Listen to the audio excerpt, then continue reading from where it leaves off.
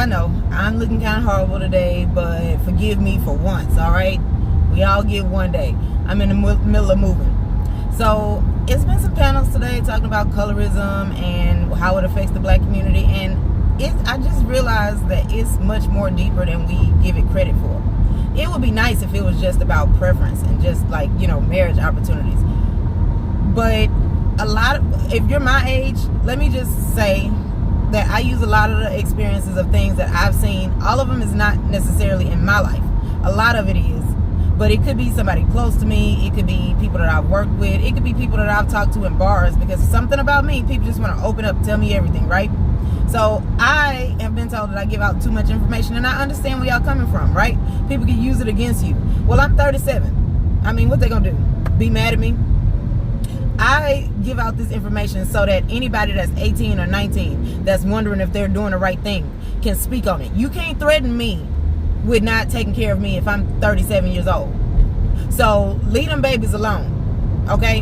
And I just want to say, we come down on the millennials, the Gen Zs a whole lot, but I think that I'm proud of them anyway. Do they have their flaws? Yeah, they do. But I'd rather, to be honest with you, their flaws could be a whole lot worse, okay? And honestly, they handle a whole lot, things that we didn't have to go through. Their whole life at any moment, no matter where they are, could be placed and go viral somewhere. So they have to be on every single second. It's either that or they're going to expose what happens in the black culture, and y'all definitely going to be mad at them about that too. So I'll say it for them, since y'all won't let them talk. But this generation is not going for that out of y'all. They really not. So with me, Gen Xers, we're in the middle. It's my kids that are the millennials, and I find myself in the middle of arguments between them and these old ass baby boomers. Y'all getting on my nerves. Hurry up and croak already, or shut the fuck up. These babies out here, they are trying to make do with what we have. And whenever I was a child and I tried to do anything that would be put in place for my kids, my grandkids, one of y'all asses always had a need for your want to be fulfilled. You know, I mentioned earlier about, like, you know, the baby boomers not raising us well. They didn't talk to us about anything. They didn't teach us anything, because it was always sending us away so that they could lie and gossip or whatever. And the only reason they didn't want us to listen in on the gossip is because we might accidentally, say something that we don't know how to cover up. And then you get in trouble about some shit that you wasn't supposed to be doing no way. I feel like as a baby boomer, if you gossiping about somebody, you might need to catch that round. You shouldn't have said it. You shouldn't even be thinking that way. But okay, whatever. It's me, right? So anyway, we had to figure it out for ourselves. Or maybe it's just me. I don't know. But I'm tired of mediating arguments with them, because why are y'all even arguing with kids? I know exactly. Like, that's the whole point of the parents in this dynamic. The grandparents are too far removed, and the kids haven't lived enough in life yet. Well, I don't know. I wish that there was this middle ground in between y'all to call the parent. I think that they have that, and shut up. That's what I want. I want for older women to shut up. Stop critiquing my parenting. I'm working with what you left for me, what I was able to see, and your lying ass explanations. So, you know how all of this came about, right? I gave out some information on a panel. I'm sorry if it disrupted the conversation, but it really was related to colorism, because I feel like we need to know. We need to stop hiding, just throw it out there. And I feel like the people that should be yelled at are the ones that would be sitting there talking crap, because no matter what we're saying, we're describing what happened in black culture. So to me, that's you talking crap about black culture. That's how I view it. So that's why I don't really like talking to people who feel like, oh well, like, we grown. You can't fix it. You can't go back in time, and it is what it is. Like, we can't fix it unless we talk about it. But if y'all want to go around telling people that nothing happened and, you know, we were all, who you telling this to? Okay, I'm black, I live there. A, I know you lying, and then B, you do need to tell me the truth. Tell that to the other races. They ain't gonna believe you. Do y'all believe these other races are telling us the truth about what go on in their dynamics? You're not gonna never know unless you're immersed in it, and even then, you still gonna be treated like an outsider. I feel like it's delusional for y'all to think that we're ever gonna know anything completely about a dynamic in a place, a culture of people that we aren't specifically inside of. That's why it's called undercover. That's why you gotta sneak in. You know, like, So if we want to be something different, I feel like let's put it out there. Y'all want to say that we are victims of slavery and they need to pay us reparations because it hurt us? Tell them what the damage is. And the damage is them goofy ass bras from that generation. They praised yellow skin because they were being taught when they were younger that yellow skin means you'll have an easier life. Let's put all our eggs in that basket. But my problem is, why do we come back to our own house? Like, that could be who we sent out to the store out there. You know, why do we come back to our place and still do the same thing? We could have did something different inside of our homes, which is what I did. I had the unfortunate consequence of being raised by a dark-skinned baby boomer whose first child was high yellow and female. And in the South. Adulthood in the late 80s to early 90s. That shit was annoying. And so she had been told her entire life, and I saw it. I could literally see the brokenness. But I know, because see, the dark-skinned one was the one that saw it and gave a fuck and figured it out. The yellow one, oh, she didn't give a fuck, long as she was getting whatever she wanted. Because apparently, you know, all the dark-skinned kids beat her up at school. They tried to cut her hair. Oh no, right? Okay. Well, you know, your mama could have put you in a different school, but okay, whatever. You know, it's just, we have to listen to this. So she doesn't like when people like me. Even in adulthood, she still has a problem with that. She don't get why people say that I'm, you know, cute or funny or whatever. She don't understand why it's not going to her. Well, because it's a new day. I don't know what to tell you. And your attitude sucks. You suck as a person. Because them niggas told you that you didn't have to work for nothing. So then if I go out there and I work for something and I win and I get it, well, why does that have to be some underhanded, ill-gotten thing that I had to go through in order to get it? It ain't that hard.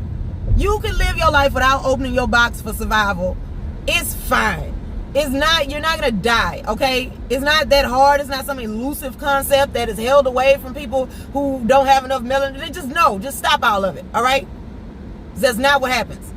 So anyway, these millennials, they could be just minding their business at a store and somebody else have a thing there that's recording worthy, and then that go viral, and then now there you are in the background of this. So they put up with a lot. And I feel like we could rein them in, but, you know, we get overruled by the old women. Like, what do they think that the good part will come out of you coming over and undermining our authority to our children? What do you think the good part of that is going to be?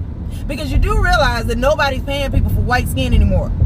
I mean, they could do whatever they want to, but they have to prove that they didn't. That's a lot harder. We are making some strides. We're not still in the same place we were back then. Are we far away from it? No. No, we're not that far away from it, but we are in fact making some strides. It's not just the same. So sit down somewhere. Y'all didn't have internet or any of that stuff that these kids have to go through and navigate in your day and time. I had it. It wasn't in my childhood, but it definitely was in my young adulthood. And it was new. So if you didn't have a whole lot of money, you were one of the ones that had to wait until the price went down. So it's, you know, we are scattered in terms of our ability to live with the internet. We are the best chance that these kids have now navigating all this electronic stuff, and you people always want to come. No, because if my kid's so bad, we ain't coming to fix your VCR. We're not doing nothing. We horrible, remember? Now, did I let my kids help her? Yes. But it ain't just me, because I see that in other places. Why y'all think y'all get to come over and it's not just the moms either. Because in the married couples, I'm sure there's married couples out there whose in-laws have interfered into their marriages. And some people even had to get a divorce because of it. Because they just literally would not stop, because nobody can tell them anything about what they know to be right. And then, like, what do y'all do to fix it? What happens then? So, I just really feel like the colorism debate, we don't have to keep it going. We could be the generation that says we're not going to deal with all of that anymore. I think we should only, like, you know, rank people according to stuff that you had actual control over. You didn't choose what color your skin was. And what do you get for it today? Yeah, in the past you used to get stuff for it because it was bragging rights. It was rare, right? Well, y'all went out there, thought bucking it up, in the 90s, so we got a lot less melanated people now, thanks to y'all. So it's all right. You ain't rare no more. You're not in the minority. Ain't nobody just snatching yellow people, okay? Now, I'm not saying that y'all don't go through things, but what I'm saying is, today, if a dark-skinned woman says, oh, I didn't get this because I'm dark-skinned and she got it because she yellow, you know how many people gonna jump on that person and tell them that, oh, well, you need to get over it, or either that ain't what happened, or, like, they don't get away with saying it anymore. Just hold on. Just wait it out. Somebody gonna check them. Don't jump into it. If the less people that we have involved in that conversation, the better. The quicker it goes away. Because to me, I feel like that's cheating. You getting credit for something you didn't have nothing to do with. Because I'm going to just tell you, we had like chances to pick stuff before we came down here to earth. I got some other stuff I would change other than my skin color. I got some other things that really do translate into dollars, but never mind. The point is, like, it's going away. Slowly but surely, but it is going away. So just hold on. Now, is that all light-skinned people? No. And I'm going to just tell you the truth. In dating, as a dark-skinned woman, what do you think dark-skinned men say to me? I actually had a guy that said he can't date a woman that's dark-skinned because it would be like dating one of his homeboys. Yeah. Real sentence. Real words that this dude strung together and let fall out his face. And he was serious, too. He said he needed for the woman to be lighter than him because it's just something about that he feels like, that she needs to be taken care of. And, he had a hard time admitting that. And I wasn't mad at him because it explained a whole lot of the things he did and said. So I kind of was relieved. I was like, oh, okay. And then we broke up, and that's what was supposed to happen. Now, after that breakup, he did keep calling a couple of times, like maybe every couple months or so. Want to know if we could give it another chance. No. I mean, I don't, like, I feel like people were around him pressuring him, and I don't want him to have to live in a place where he has to apologize for that or feel sad about it. I'm glad he said it out loud, and I'm glad that we broke up. Eventually, he got the hint. I don't know what happened to him after that, but what I'm saying is, we have to realize that thought process comes from things that we were taught recently. We all have it in the back of our mind. It's still there. So, in terms of me and like things that happen in my family, yeah, I had to grow up under that. So then there was if she wanted to go out and scam on dudes, right? She wanted to go out and try to find men to date or whatever. I didn't want to go. I didn't want to go do that.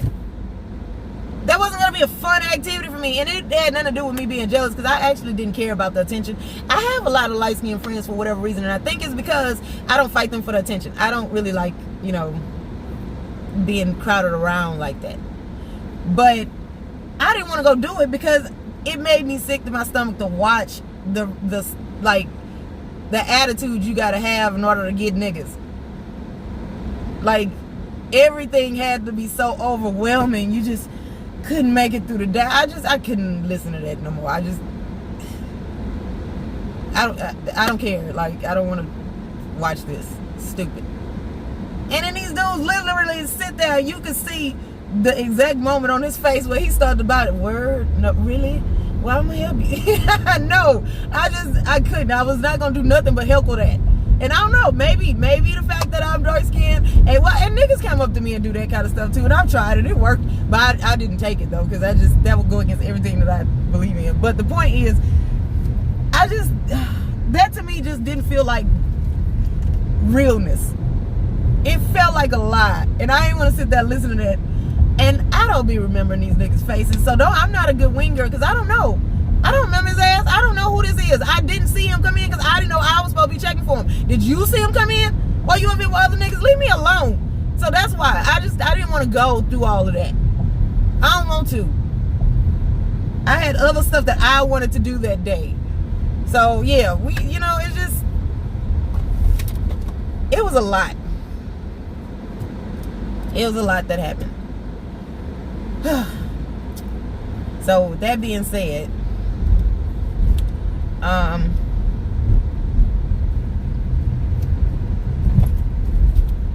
gonna just get in the pool and relax all of this away, because black culture, y'all do the most for no reason. Are they here? Yeah. All right, bye.